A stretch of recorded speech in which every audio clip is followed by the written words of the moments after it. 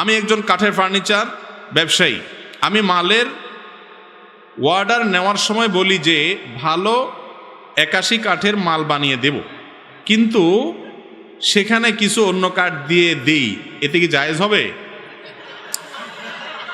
ভাই, ক্লায়েন্টের সাথে যেই কথা বলবেন সেই কথা পূরণ করতে হবে।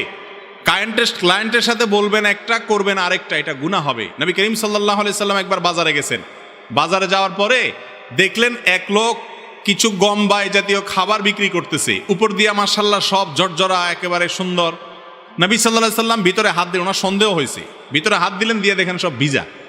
তখন তিনি বললেন, কিরে, ভিজা গমের এক দাম, শুকনা গমের আরেক দাম, তুমি উপর দিয়ে শুকনা গম দিয়ে দিয়েছো, তলে ভিজা ব্যাপার কি? বলে, ইয়া রাসূলুল্লাহ, এটা পানিতে ভিজা গেছে, বৃষ্টি বা কিছু একটা পানিতে ভিজে গেছে, এখন আমি তো ক্ষতিগ্রস্ত হয়ে যাবে, জন্য উপরে এগুলা দিয়ে বিক্রি করতেছি। তখন নবী করিম সাল্লাল্লাহু আলাইহি সাল্লাম বলেছেন, মান গাশশা ফালাইসা মিন্না, যে কাস্টমারকে বা অন্য কাউকে ধোকা দেয়, এমনকি কাস্টমার অনেক সময় দোকানদারের ধোকা দেয়, সে টাকা আস্তে করে ভাঁজ করে ভরে দেয়, বেচারা ক্যাশে রেখে দেয়, আছে না নাই? যদিও টাকা ছিঁড়লে টাকার মান কমে না, কিন্তু এটার কারণে সে হ্যাসেলে পড়তে হবে। তাহলে আপনি 2 নম্বরই করে পেঁচায় পুষায় দুইটার ভিতরে আরেকটা ঢুকাই দিয়ে দিলেন, তাহলে আপনিও ধোকা দিলেন, প্রতারণা করলেন। আর কাঠমিস্ত্রি ভাই, আপনি যে মাসআলা জানতে আসছেন সেজন্য আমি আপনাকে ধন্যবাদ জানাই, আর আল্লাহর ভয় আপনাকে দিচ্ছি, কিয়ামতের দিন আল্লাহর কাছে জবাবদিহি করতে হবে। ভাইরে, যেই কাঠ বলবেন সেই কাঠই দিবেন, দাম বেশি লাগলে বেশি হবে, কাস্টমার কম থাকবে, তারপরেও আপনি আপনার নীতি উপরে ঠিক থাকবেন। একটা কথা মনে রাখবেন, ব্যবসার সবচেয়ে বড় অ্যাসেট হলো সততা, বিশ্বাসযোগ্যতা। একবার যদি সবাই জানতে পারে এই লোক 2 নম্বরই করে না, কাস্টমার আর অভাব হবে না।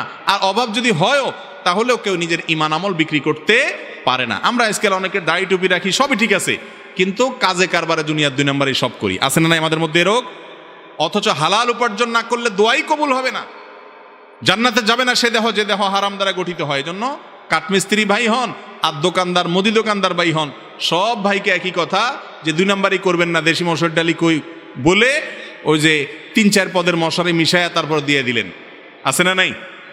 ফল ব্যবসায়ী ভাই, ফলের ঠোঙ্গার তলায় 100 গ্রাম ওজনের দিয়ে দিলেন। মিষ্টি ব্যবসায়ী ভাই, মিষ্টির প্যাকেট 200 গ্রাম ওজনের ধরায় দিলেন, আর দাম দিলেন পুরো 1 কেজি মিষ্টির, আছে না নাই এরকম আমাদের মধ্যে? গোশত ব্যবসায়ী ভাই, গোশতের সাথে হাড্ডি চর্বি মিলাইয়া বেটা আরের দিকে তাকাইছে, দিলেন ঢুকায়া, আছে না নাই? আমাদের সমাজে মুসলমান খুঁজে পাওয়া যায় না। ওয়াজের ময়দানে দেখা যায় কত মুসলমান, এই মুসলমানগুলাই যখন বাজারে চলে যায় তখন আর মুসলমান খুঁজে পাওয়া যায় না। যে কাজগুলো করে এগুলো কি মুসলমানের কাজ? ভালো করে শুনে রাখবেন, হালাল উপার্জন এটা সবচেয়ে বড় ইবাদতগুলোর মধ্যে থেকে একটা। অন্যান্য ফরজ আদায়ের পর অন্যতম একটা ফরজ হলো হালাল উপার্জন করা। এটা একটা ইবাদত, গুরুত্বপূর্ণ ইবাদত। আল্লাহ কোরআনে বলছেন তার নবীদেরকে, ইয়া আইয়ুহার রাসূলু কুলু মিনাত তাইয়্যিবাতি ওয়া আমালু সালিহা, হে নবী রাসূলগণ, তোমরা হালাল ভক্ষণ করো, হালাল উপার্জন করো, সৎভাবে কামাও। এরপরে বলেছেন নেক আমল করো। আমরা বলি আগে উপার্জন করে নেই, এরপরে বুড়া বয়সে আসলে সুবহানাল্লাহ আলহামদুলিল্লাহ তসবিহ নিয়ে বসে যাবো, নেক আমল করবো, আল্লাহ খুশি হয়ে যাবে। টাকা দিলে বাঘের মাথাও পাওয়া যায়, আল্লাহকেও খুশি করা যায়। এটা কি সঠিক ধারণা, ভুল ধারণা? আল্লাহ তাআলা আমাদেরকে হারাম ছাড়ার তৌফিক না। হারাম ছাড়তে ভাই হিম্মত লাগে, হিম্মত লাগে, সৎসাহস লাগে। আমি হারামে যাব না, যা হয় হবে। এটা হলো আসল মুসলমান। তাহলে মাহফিলে এসে যে মুসলমান সাজতেছি, বাজারে গিয়ে, দোকানে গিয়ে, কর্মক্ষেত্রে গিয়ে, অফিসে গিয়েও মুসলমান সাজবো ইনশাআল্লাহ।